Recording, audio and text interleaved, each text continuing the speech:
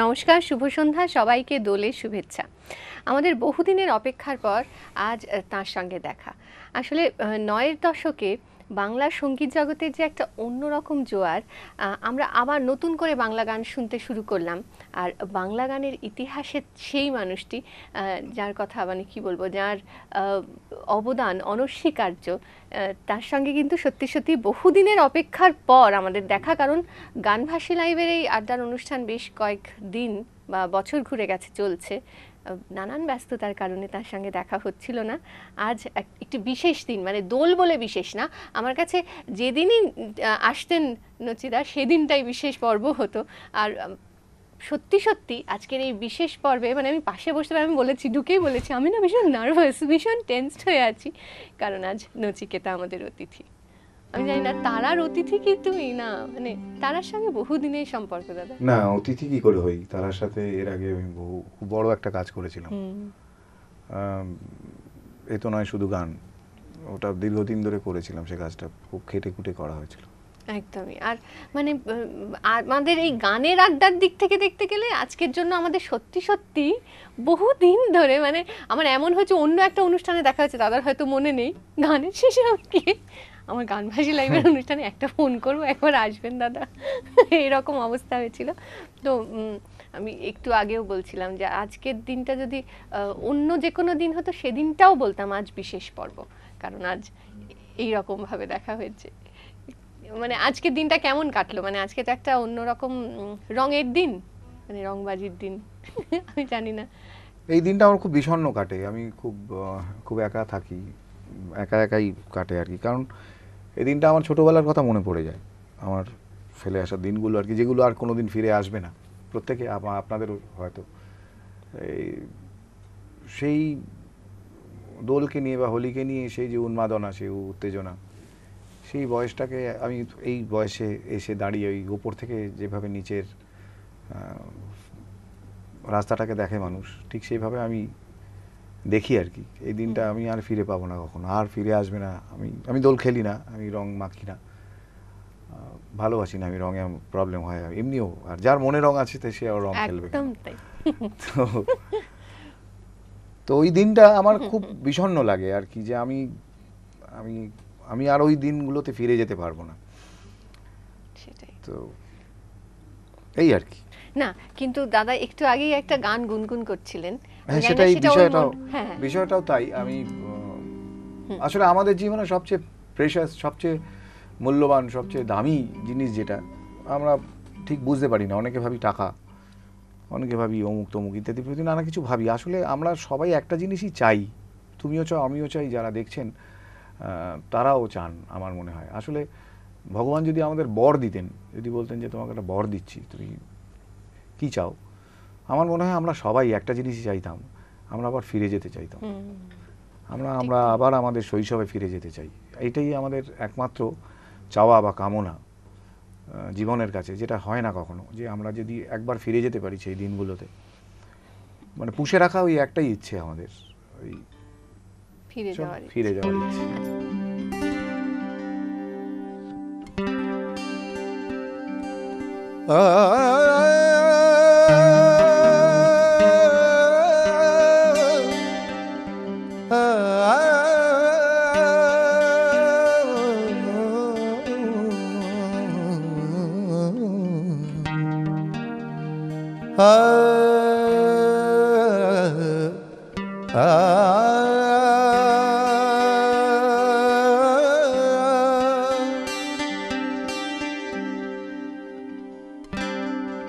আয় আয় রে ভালোবাসা,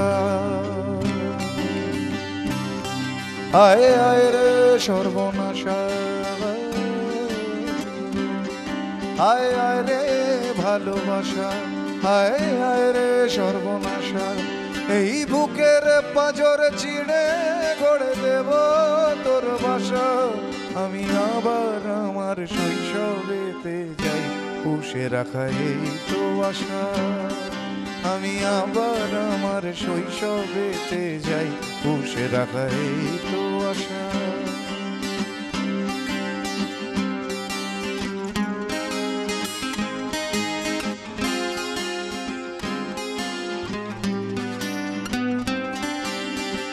গল্প শোনা বৃষ্টি রাতে, অচিন পথের গান। জীবন ছিল সরল রেখায় প্রয়োজন সন্ধান। গল্প শোনা বৃষ্টি রাতে, অচিন পথের গান। জীবন ছিল সরল রেখায় প্রয়োজন সন্ধান। সে সব উধাও আজকে শুধাও কিসের অভিলাষা।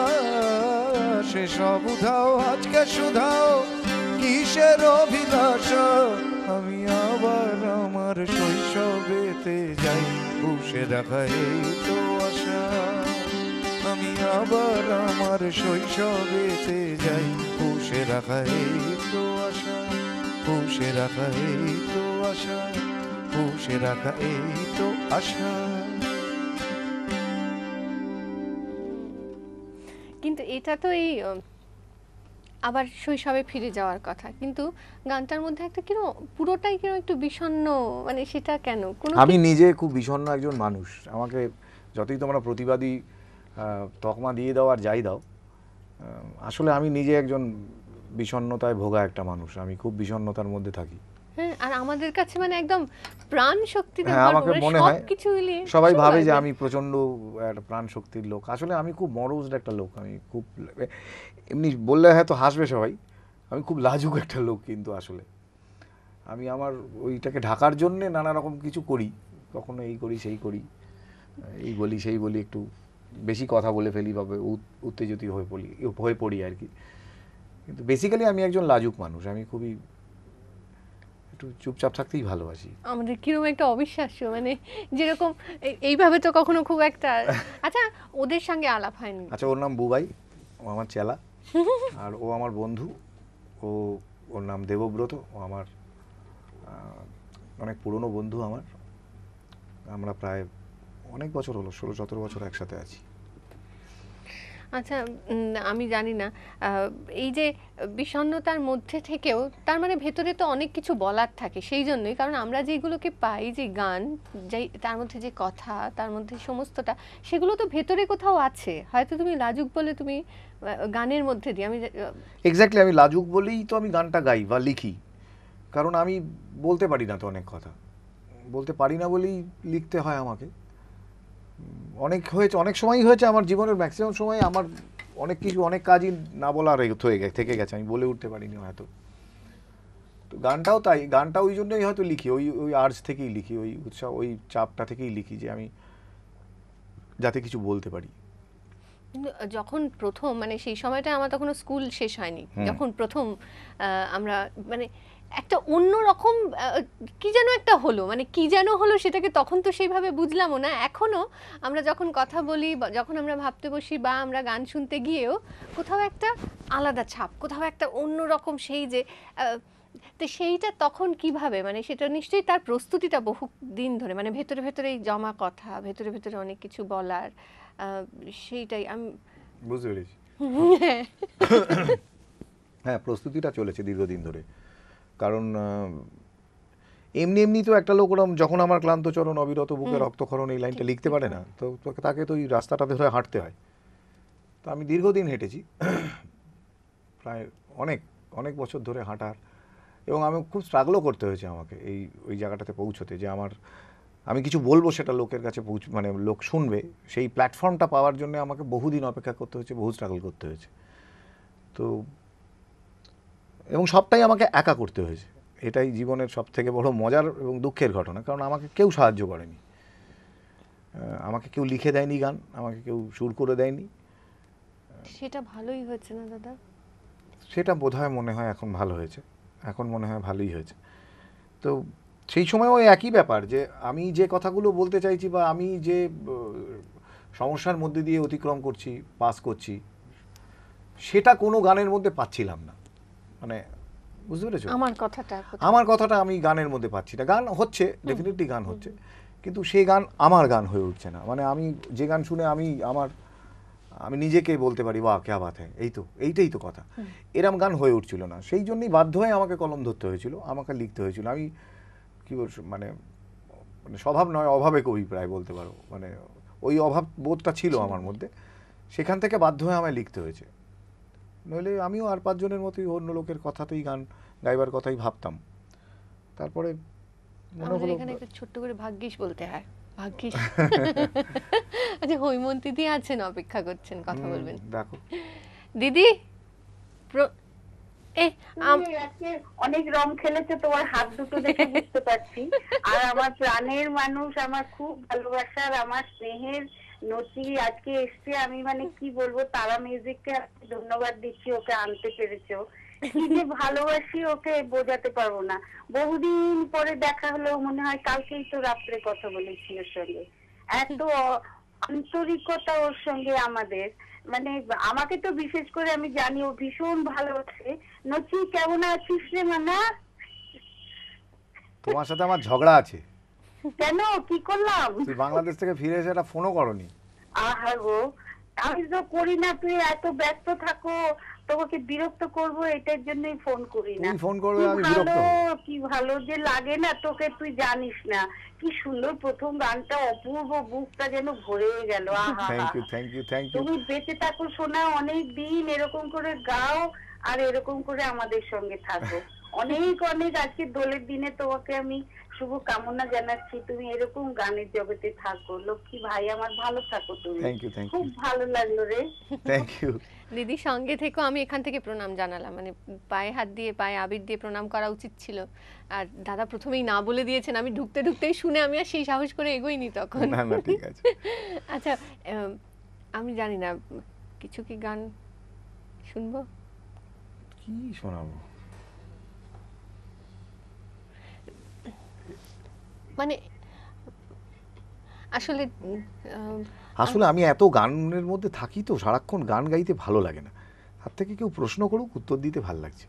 কিন্তু আমাদের আবার এমন হয়েছে, আমরা মানে এইটার জন্য এতদিনের অপেক্ষা ছিল যে এসে কিছু শুনবো না, এই জন্য। আচ্ছা ঠিক আছে, তাহলে আবার যখন কথা মনে বলবো হবে। কথা বলবো, ঠিক গান আছে। গাইবার মুডেলে গাইবো। আচ্ছা বেশ তাই। আচ্ছা, এই যে বিভিন্ন স্ট্রাগলের কথা হলো, এই যে জার্নিটা, তার মধ্যে কোথাও হয়তো নীলাঞ্জনার সঙ্গে দেখা, কোথাও রাজশ্রীর সঙ্গে, মানে ইন্সপিরেশনের কথা যদি আসি।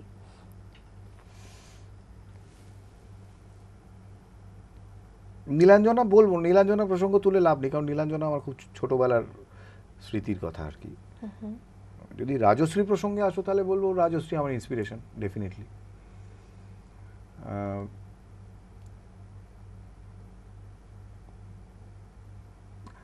আসলে ধরো না, রাজশ্রী আমার একটা এমন আয়না, যে আয়নাতে আমি নিজেকে খুব আপডেটেড দেখতে পাই। যেখানটাতে আমি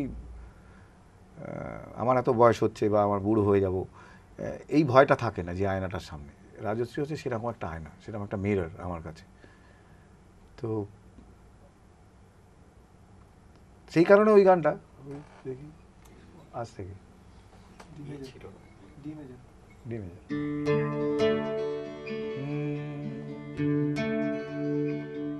আজ থেকে 1000 শীত বসন্ত শেষে এই পথে যদি আসি আবার। আজ থেকে 1000 শীত বসন্ত শেষে এই পথে যদি আসি আবার। সঙ্গে সেই স্মৃতিভার, রংচটা সেই গিটার, সেই অহংকার আগুন, সেই জোয়ার। হয়তো সব থাকবে সেই আগেকার মতোই, পাবো কি দেখার রাজশ্রী তোমার। আজ থেকে 1000 শীত বসন্ত শেষে এই পথে যদি আসিয়া। আর গাইব না। এইটা ভালো হয়েছে। আবার কেউ আছেন নাকি দেখে নি কে আছেন সঙ্গে। হ্যালো হ্যালো হ্যালো, হ্যাঁ, শুভ সন্ধ্যা। শুভ সন্ধ্যা। আমি প্রথমেই তোমাদের সবাইকে এবং নচিকেতাকে আমার তরফ থেকে অসংখ্য শুভেচ্ছা জানাচ্ছি দোলে। আমরাও জানালাম দোলের শুভেচ্ছা। প্রথমেই বলি যে নচিকেতার সঙ্গে কথা বলার সৌভাগ্য তো আমাদের হয় না, আজকে সুযোগ পেয়েছি। আসলে নচিকেতার গানের মধ্যে আমরা না আমাদের নিজেদেরকে খুঁজে পাই অদ্ভুত ভাবে, তাই এত ভালো লাগে। আর ভেবেছিলাম আমি আপনাদেরকে নীলাঞ্জনা গানটা রিকোয়েস্ট করবো, বাট এটা নিয়ে একটু আগে যেহেতু কথা হয়েছে, আমি যদি নচিকেতাদের গলায় একটা রবীন্দ্রসঙ্গীত শুনতে চাই। আসলে দোল তো রবীন্দ্রসঙ্গীত ছাড়া আমরা ভাবতে পারি না। বেশ, তাই হবে, দেখছি। আচ্ছা বেশ, সঙ্গে থাকতে হবে। ধন্যবাদ জানাই ফোন করার জন্য। কিছু রবীন্দ্রনাথ আসলে রবীন্দ্রনাথ একটা বড় পর্ব, কিন্তু ওটা নিয়ে আলোচনা করতে গেলে কিন্তু প্রচুর সময়